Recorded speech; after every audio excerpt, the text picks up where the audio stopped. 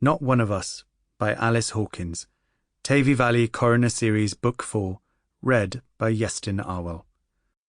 For Sam and Nancy, with all my love. Glossary.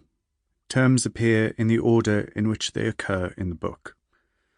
Betgun, the outer garment of most Cardiganshire working women in the 19th century. It featured a tight, low-cut bodice and a long back sometimes gathered up into a tail. It would have been worn over a blouse and petticoats with an apron over the top. Mick a Porthmon, Mike the drover. Machgany, my boy, affectionate. Suki lamb, an orphan lamb reared by hand. Caseg penvedi, literally, the mare at the end of harvest, the name given to the last sheaf to be tied. Merched Gerddi, the garden girls. Ngwasi, colloquially, my lad. Llwyo, an English equivalent would be something like spoonsy or the spoonster. Dean Huspis, cunning man, hedge wizard, white witch, healer. Dewin, wizard. Vach/Bach, term of endearment, literally little. Coron Vedu, birch crown. Deor Gwahoddwr, Deo the inviter, bidder to come. Will a Gwahoddwr, will the inviter/bidder to come. Crachach, gentry or upper classes, slightly derogatory. Hiraeth, a longing for times or places past. Gwasbach, literally little servant, generally reserved for the youngest or most junior servants. Cari yn y gwely, courting in bed, bundling. See historical note. Tupsin, idiot, stupid person. Harry. Glanteifi, August 1851. When the library door opened and Benton Reckitt was announced, I knew that somebody must be dead. Dr. Reckitt did not make spontaneous social calls. Probert-Lloyd, I've just... Oh, I'm sorry. I didn't realise you had company. My private secretary, Lydia Howell, turned to face him. Not company, Dr. Reckitt. Only me. I take it you need to see Harry urgently. It was a reasonable assumption given the energy with which Reckitt had steamed into the room. Somebody's just brought me the most interesting sudden death. To most people, sudden death is shocking, troubling, even disturbing, but to Benton Reckitt it was invariably interesting. My spirits, very much lowered by a letter from the county magistrates that still lay open on the table next to Lydia, were suddenly lifted. Lydia rose from her chair. Then I shall leave you to it. She picked up the offending missive and folded it away. If only the magistrate's latest attempt to bring me to heel could be put aside so easily. No, I said, standing to forestall her withdrawal. Please stay. Another pair of ears can only help. And eyes, I might have said. Central blindness meant that I saw Reckitt as nothing more than a large figure in riding clothes. The minutiae of his dress, visible only in my peripheral vision, were lost to me, as were his facial expressions. Lydia sat down again without comment. I waved Reckitt to a chair and resumed my seat. Do go on. I've just received a visit from a farmer's wife from the other side of Eglusuru, towards Brimberian. She was away working for a few days when her husband sent somebody to tell her that her eldest daughter was dead. Sent somebody? It must say something about relations between man and wife that he had not gone to break the news himself. And the interesting cause? I asked. Sudden natural death. Natural? Those were the exact words written on the death certificate by the quack who was called to the house. I stifled a grin. In Reckitt's opinion, any medical practitioner who did not adhere to his own rigorous scientific standards was unworthy of the title doctor. So, had she been ill? I asked. How old was she? Pertinent questions.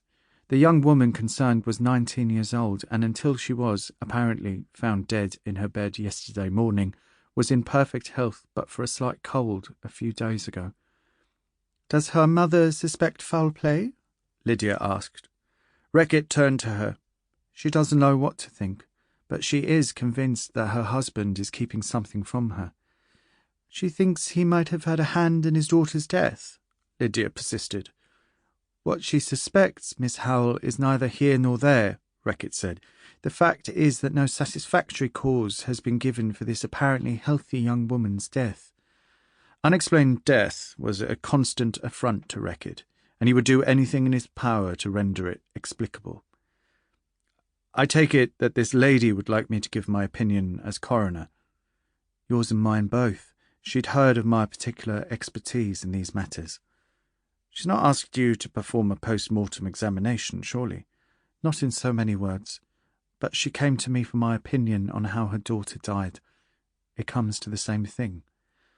I put that blatantly self-serving suggestion aside for the time being. "And where is this lady now?" "On her way home. If we're quick about it, we'll find her still on the road." It was some time since I had heard the hall clock strike 3. We would have to hurry if we were to have decent daylight in which to view this unfortunate young woman's body. "Very well, I'll go and change." "Shall I send for Mr. Davis?"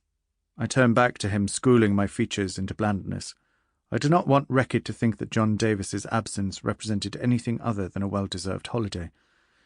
"I'm afraid you'll have to stand in as my assistant on this occasion, Reckitt. John's not here.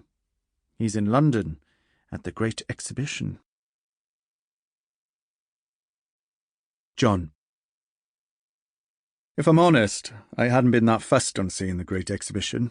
I felt as if I knew everything about it already. Ever since the Queen had opened the Crystal Palace to the public, the illustrated magazines had gone on and on about nothing else. Lavish pictures and gushing descriptions, endless praise and admiration. The whole thing had soured on me a bit. And then Lydia Howell had dissected it all for us in minute detail after she'd been up to see it with her friend, Miss Phoebe Watkin. The pair of them had come back full of it. But in the end, I went because I needed to get away. Away from Glantavy, away from Harry, away from my boss, Glantavy's estate steward, Mr. Ormiston, and away from myself, too, from the coward I'd turned into since taking on the understeward's job.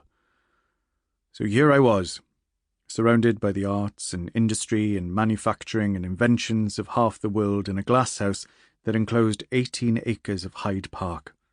18 acres! That'd be a whole farm at home. The size of it made the 2 elm trees that had been left standing inside look like toys. But it wasn't just the size of the Crystal Palace that took your breath away. It was the colourfulness of it all. I hadn't been expecting that, not in a glasshouse, but the glass was the only colourless thing in the whole place. Even the iron framework was painted, every inch of it, in blue, yellow and red. That morning I was standing in front of the trophy telescope, one of the illustrated magazine's favourite exhibits. "Does it work?" the boy at my side asked. "Or is it just a giant model?" I turned to look at him. Daniel Williams, hall boy to Miss Phoebe Watkin, Lady of Ashtabella, fancifully known as Lle after a character in Welsh mythology, was looking quite the young toff. He had a new suit of clothes and his fair hair was barbered and oiled. Miss Watkin had asked if I'd mind bringing him with me, and I'd said yes because he was a sparky lad, Lle. Good company. Then I discovered that I was bringing 6 other servants with him, the ones who'd been left in charge when Miss Watkin had taken the rest of her household up to the exhibition with Lydia Howell. "You know London, John," she'd said. "You know how things work. They won't get lost or come to harm with you." That was an exaggeration. I didn't really know London at all. I'd been to the city twice before, but at least that meant I knew it enough to get the Ashtabella lot to their boarding house without breaking a sweat, and find a hansom cab to take me to the grand house off Ladbroke Street, where Harry's friend Gus Gelliot was putting me up.